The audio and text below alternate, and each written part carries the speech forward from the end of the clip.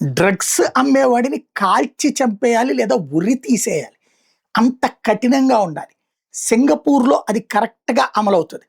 2018లో ఒమర్‌కి సంబంధించినటువంటి బిన్ యాకూబ్ బందజ్ అనేటటువంటి అతను జర్మనీ నుంచి అక్కడికొచ్చాడు రంజాన్ ఆహ్, ఉత్సవాలంటూ.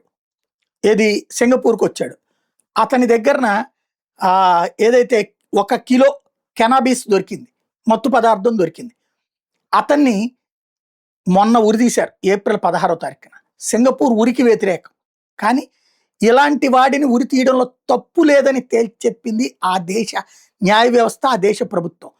వాళ్ళు ప్రధానంగా చెప్పే ఇతనికి భార్య అలెగ్జాండ్రా ఉంది. ఆ అలెగ్జాండ్రా తరపున జర్మనీ ప్రభుత్వం సింగపూర్‌కి అప్లికేషన్ పెట్టుకుంది. ఆమెకి 2 పిల్లలు కూడా ఉన్నారు. అతన్ని క్షమించండి, మేము చూసుకుంటాం, శిక్షిస్తాం ఇక్కడ అని చెప్పేసి. Britain, European Union, Norway, Switzerland, చివరికి Amnesty International, Human Rights Watch ఎంతమంది లెటర్లు రాశారు సింగపూర్ ప్రభుత్వానికి. మొత్తాన్ని తోసిపుచ్చి ఉరితీసింది. దానికి గాను సింగపూర్ ప్రభుత్వం ఒక క్లియర్ కట్ లాజిక్ చెప్పింది. ఒక వ్యక్తి దగ్గర ఉన్నటువంటి డ్రగ్ వలన ఒక కుటుంబం ఆ డ్రగ్ ఎడిక్ట్స్ అవుతారు. అదే సందర్భంలో ఒమర్ లాంటి స్మగ్లర్ 1 కిలో డ్రగ్స్ తీసుకుని వచ్చాడు. ఇతని వల్ల 100 మంది డ్రగ్ ఎడిక్ట్స్ అవుతారు.